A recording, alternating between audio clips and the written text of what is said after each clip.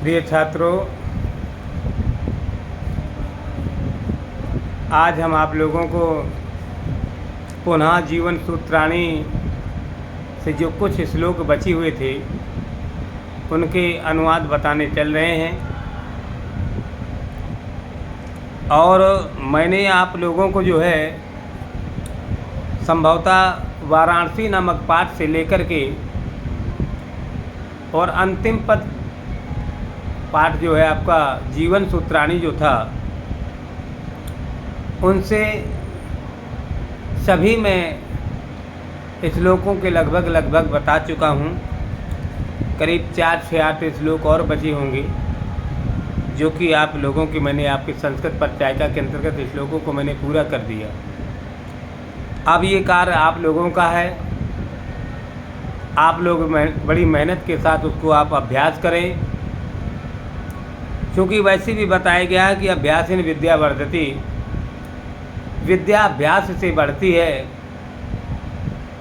विद्या रूपी एक धन, एक ऐसा धन है, विद्या धनम सर्वधन श्रेष्ठम, विद्या धन सभी धनों में श्रेष्ठ माना गया है। तो हम आप लोगों से बस यही कहना चाहते हैं कि आप लोग धीरे धीरे इन चीज़ों को आप लोग कंठस्थ करते रहें, अच्छी प्रकार से मेहनत करते रहें। घबराने की ज़रूरत नहीं है, परेशान मत हों। तो देखिए, आप लोग जो है भगवत स्मरण करते हुए हम आप लोगों को लेकर के चल रहे हैं। और उसके बाद फिर हम अपने वीडियो के अंतर्गत, वीडियो के माध्यम से आप लोगों को कुछ जो है संस्कृत परिचायिका के मोस्टली जो संस्कृत में उत्तर आते हैं उनको फिर हम आप लोगों को अनुवाद बताना चालू कर देंगे। अनुवाद किस तरीके से बनाए जाते हैं आपको संस्कृत में। इसमें वचन 3 होते हैं, एक वचन, द्विवचन और बहुवचन, और अंग्रेजी में एक वचन और बहुवचन होते हैं।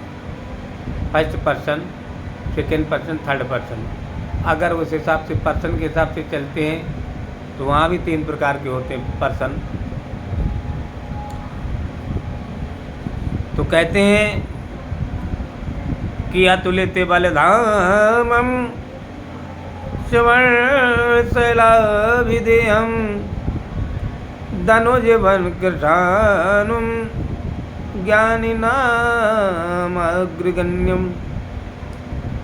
सकल गुण निधानम वारणामधीशं रघुपति प्रिय भक्तं वादजातं नमामि। गोष्पदीकृतं वारीशं अस्कीकृत राक्षसं रामायणं महामालारत्नं वन्दे अनिलात्मजम्। अंजनीनन्दनं वीरं जानकी शोकनाशिनं कपीशमच्छिहन्तारं वन्दे लङ्काभयङ्करं। तत्रैव गंगा यमुना त्रिवेणी गोदावरी सिंधु सरस्वती च सर्वाणि तीर्थानि विसन्ति तत्र यत्राच्युतोदारि कथा प्रसंग। कि बंदौ गणपति शिवगिरा महावीर बजरंग विघ्न रहित पूरण करहूँ रघुवर कथा प्रसंग। इस प्रकार से भगवान का स्मरण करते हुए आज हम आप लोगों को लेकर के चल रहे हैं जीवन सूत्राणी के कुछ श्लोकों के अनुवाद और उनके किस तरीके से आप लोगों को जो है करना है आपको।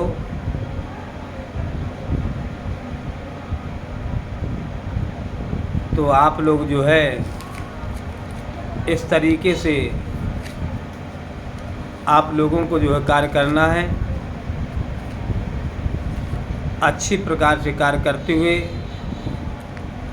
एक हम आपको गणेश स्तुति और बता रहे हैं कि गाइए गणपति जगबंदन, शंकर सुवन भवानी नंदन, सिद्धु सदन गजबदन विनायक, कृपा सिंधु सुंदर सबलायक, मोदक प्रिय मुद मंगल दाता, विद्यावारधि बुद्ध विधाता, मांगत तुलसीदास कर जोरे, बसई राम सिय मानस मोरे। इस प्रकार से भगवान का स्मरण करते हुए आज हम आप लोगों को लेकर के चल रहे हैं।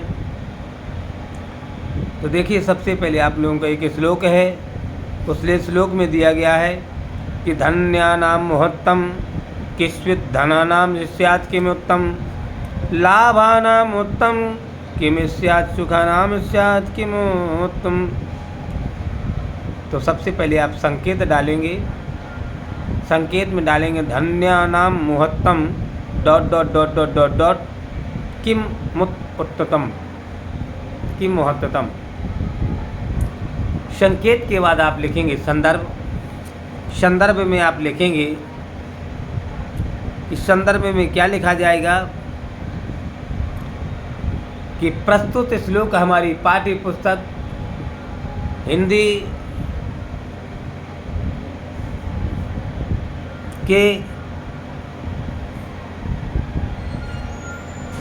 संस्कृत परिचायिका के पद्यखंड काव्य के जीवन सूत्राणी नामक पाठ से यह श्लोक अवतरित किया गया है। प्रसंग में लिखेंगे कि यहाँ पर यक्ष के द्वारा युधिष्ठिर से प्रश्न पूछा गया है कि अनाजों में उत्तम क्या है और धनों में सबसे ज़्यादा श्रेष्ठ क्या है। ऐसा प्रश्न जो है यक्ष के द्वारा युधिष्ठिर, पांडुनंदन ज्येष्ठ पुत्र युधिष्ठिर से पूछा जाता है, जो कि धर्मराज के पुत्र के रूप में युधिष्ठिर को स्वीकार किया गया है, जो धर्मराज के वरदान के द्वारा ये स्वीकृत किए गए थे, ऐसा बताया जाता है। प्रसंग के बाद आप लोग अनुवाद लिखेंगे और अनुवाद में आप क्या लिखेंगे, अनुवाद में लिखेंगे धन्यः न मुहत्तम किस्वित धनानाम स्यात् किमुत्तम, कि अनाजों में उत्तम क्या है और धनानाम स्यात् किमुत्तम, और धनों में उत्तम क्या है। लाभानाम मुहत्तम, और लाभों में उत्तम क्या है, और स्यात् सुखानाम स्यात् किमुत्तम, और सुखों में उत्तम क्या है। ये आपका जो है इस प्रकार से अनुवाद हुआ आपका। इस प्रकार से आप लोग ध्यान दें। उसके बाद आप विशेष लिख सकते हैं, विशेष में बता सकते हैं कि ये महाभारत की गाथा का यहाँ पर वर्णन किया गया है। जिस समय दुर्योधन ने पांडवों का जब राज्य छीन लिया और 5 गांव इन्हें भिक्षा के लिए दे दिए, तब ये भिक्षा लेने के लिए जो चल रहे थे, उसी समय ये 5 भाइयों को प्यास लगी और भाई युधिष्ठिर ने, ज्येष्ठ पुत्र सबसे बड़े भाई जे आपके युधिष्ठिर जी ने जो है सहदेव को सबसे पहले भेजा, नकुल को भेजा हुआ था। फिर सहदेव जाते हैं, फिर भीम जाते हैं, फिर अर्जुन जाते हैं, इसके बाद फिर स्वयं युधिष्ठिर जाते हैं। लेकिन किसी ने कोई जवाब नहीं दे पाया। और जवाब किसने दिया, उत्तर किसने दिया यक्ष का, युधिष्ठिर ने दिया। ऐसा होने के उपरांत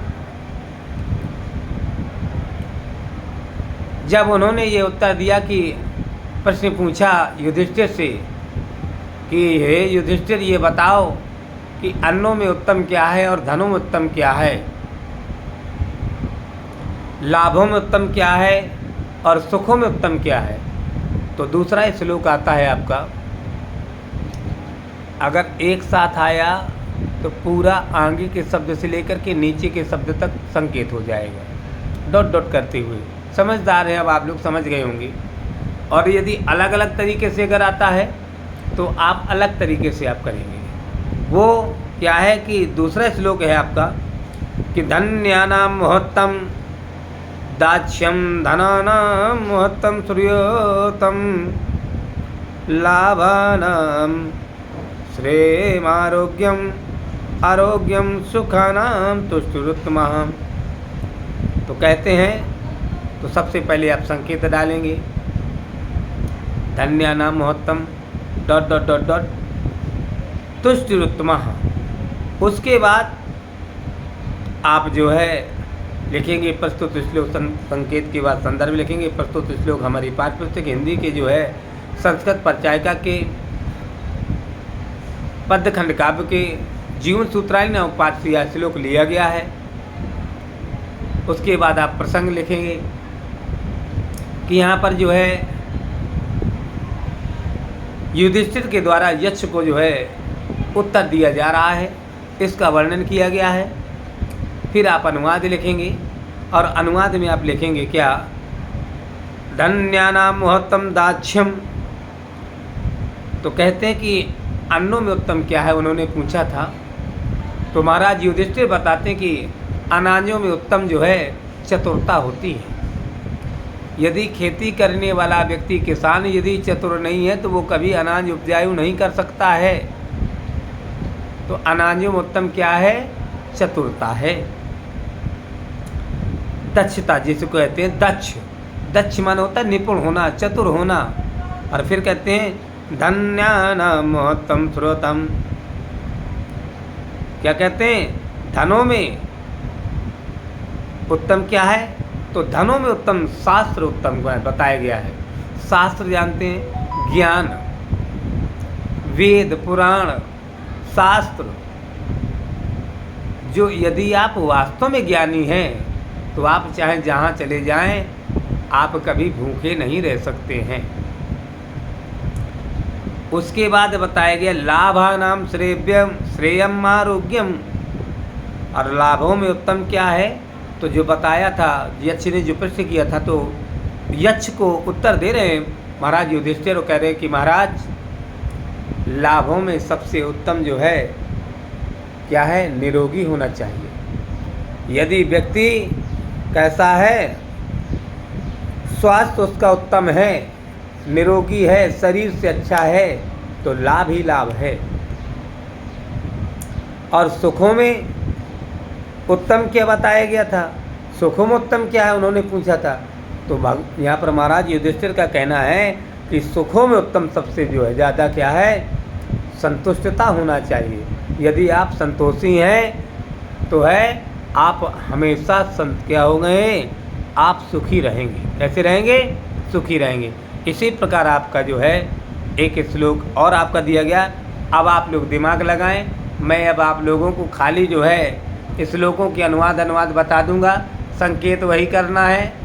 और पहले आप प्रसंग में लिख देंगे, यहाँ पर यक्ष के द्वारा महाराज युधिष्ठिर से प्रश्न पूछा गया, दोबारा उसका जो है आकलन कर देंगे। दूसरे पैराग्राफ पर यदि आता है तो बता देंगे कि यहाँ पर महाराज युधिष्ठिर के द्वारा यक्ष को उत्तर दिया जा रहा है।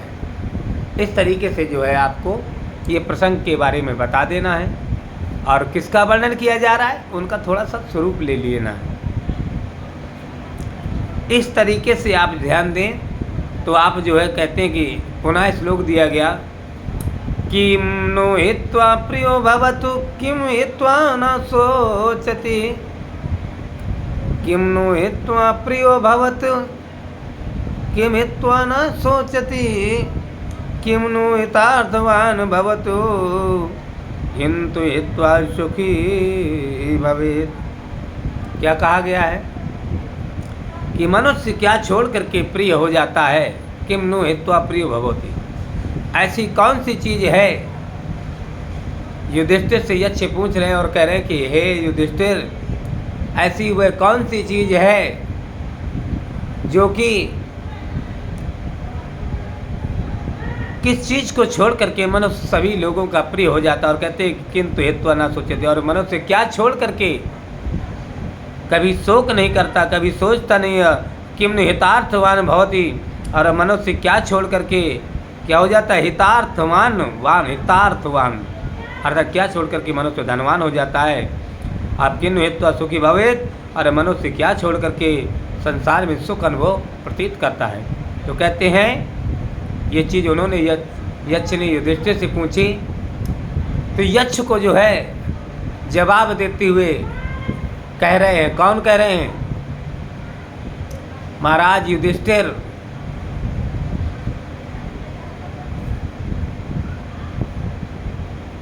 महाराज युधिष्ठिर जो है यक्ष को उत्तर दे रहे हैं और कहते हैं, हे महाराज सुनिए आप, कि मान हेत्वा प्रियो भवतु क्रोध हेत्वा न सोचति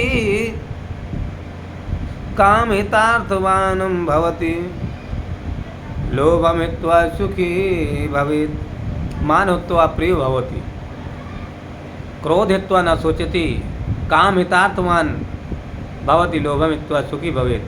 कहते कि मनुष्य जो है अभिमान को यदि त्याग दे, मान सम्मान अभिमान को यदि मनुष्य त्याग दे तो सभी लोगों का क्या हो जाता है, संसार में सभी लोगों का प्रिय हो जाता है वो व्यक्ति। और क्रोध हेत्वा न सोचती, यदि मनुष्य क्रोध को छोड़ दे तो कभी दिमाग में कोई चीज़ दिमाग में लेता नहीं, कोई चीज़ सोचता नहीं है। इसलिए मैं सभी लोगों से, संसार के सभी लोगों से कहता हूँ, प्रिय छात्रों में आप लोगों से भी कहना चाहता हूँ कि आप लोग भी अपने दिमाग से जो है क्रोध को छोड़ दें। और फिर कहते हैं काम हितार्थवान भवति, और यदि मनुष्य कामना को छोड़ दे, कामना जानते हैं क्या होती है, इच्छा, और कामना कभी किसी की पूरी नहीं हो पाती है। यदि मनुष्य कामना को त्याग दे तो क्या हो जाता है, धनवान हो जाता है। और लोभम हित्वा सुखी भवेत्, और यदि मनुष्य क्या छोड़ दे, लोभ को छोड़ दे तो संसार में सुखी हो जाता है।